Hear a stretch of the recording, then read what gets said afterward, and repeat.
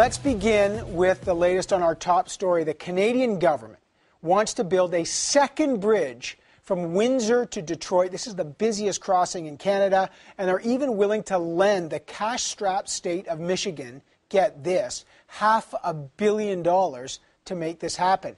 Just today, the infrastructure minister, John Baird, was in the Motor City, Detroit, saying the bridge can, must, and will be built. His words. This is one of the most lucrative commercial corridors in the world. $130 billion a year passes through there. That's equal to all the U.S. exports to Japan. So you get what's at stake here. Ottawa projects a second bridge could triple that traffic. Now, this might sound to you like a win-win situation, except for the private company that runs the existing Ambassador Bridge.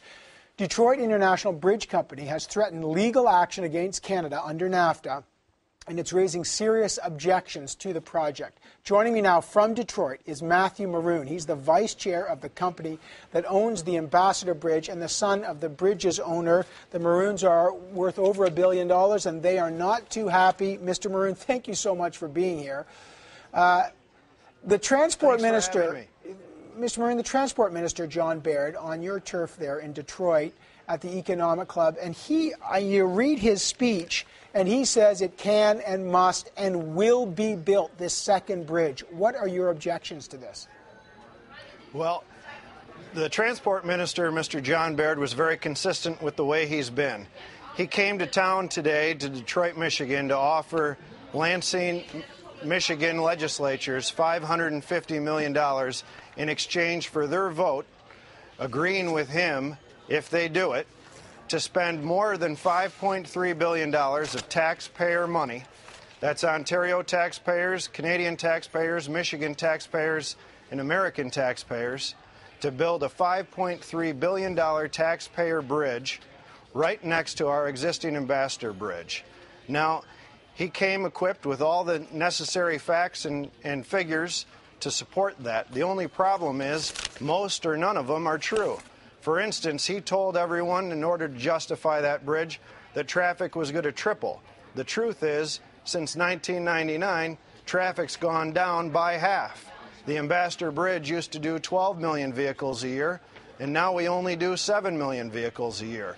And the industrial base in southern Ontario and Detroit has been shrinking.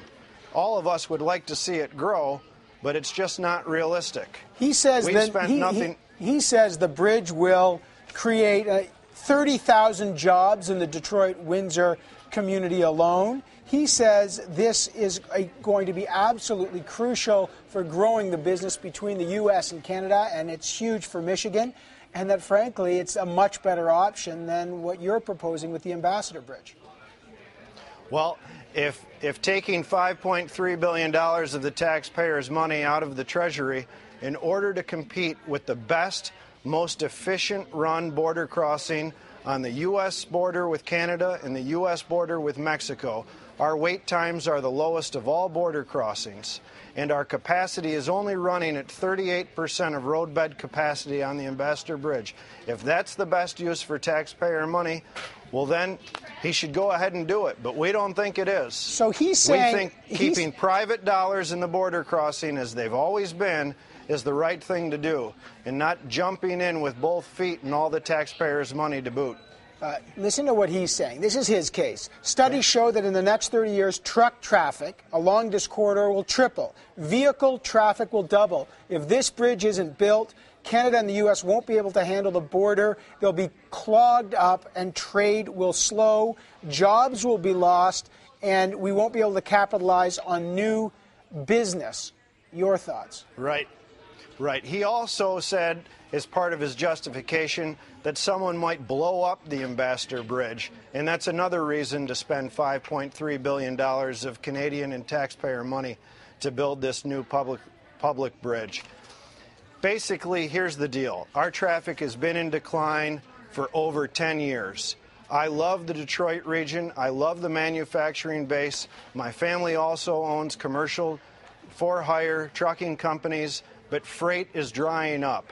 These manufacturing jobs are leaving, and it's indicated by the traffic that continues to drop at the bridge.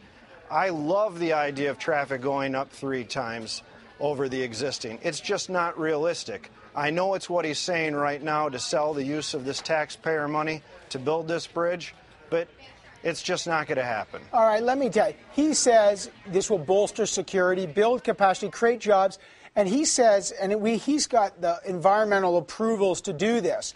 And in his speech, he said, to do anything else, which is your bridge, to keep your bridge, which is 5 kilometers away from the proposed bridge that he's talking about, would be nothing short of irresponsible. Right. Well, here's the deal on those environmental approvals and whose bridge is held up and whose bridge proposal isn't held up.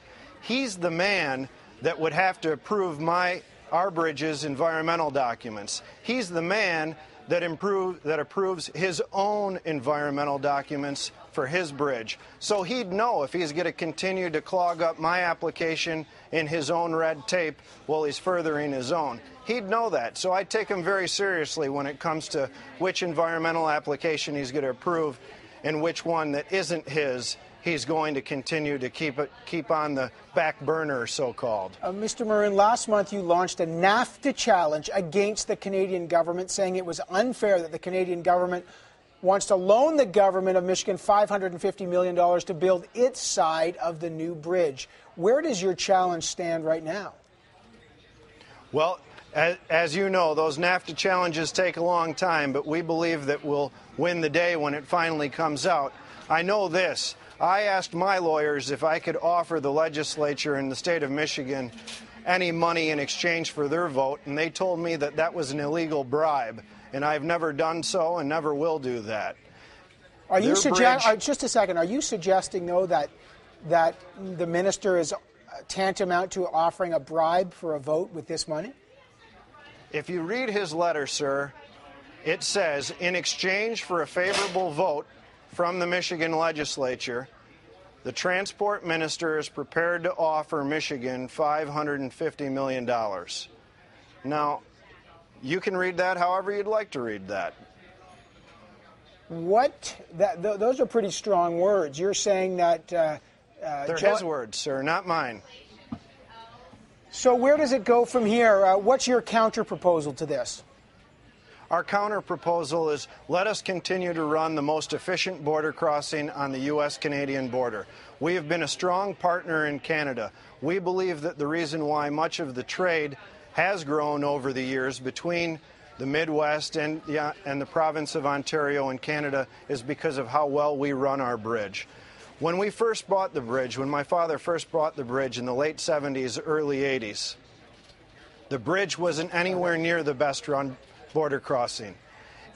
Since that time, we've worked with Canadian Customs. We've made improvements to the bridge. We've put more infrastructure in the form of bigger plazas in there, and we've made it the best run border crossing on the border.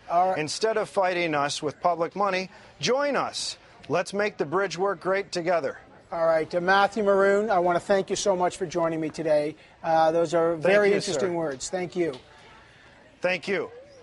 Matthew Maroon is the vice chairman of Centra Inc. That's the company that owns and operates the Ambassador Bridge crossing at the Windsor-Detroit border crossing. He joined me from Detroit and had very strong words alleging that John Baird today essentially is offering to bribe the Michigan legislature for $550 million in return for their vote for this other bridge. Very strong words. We'll try to get some reaction to that later in the show, but this is a big story, and we'll be following that.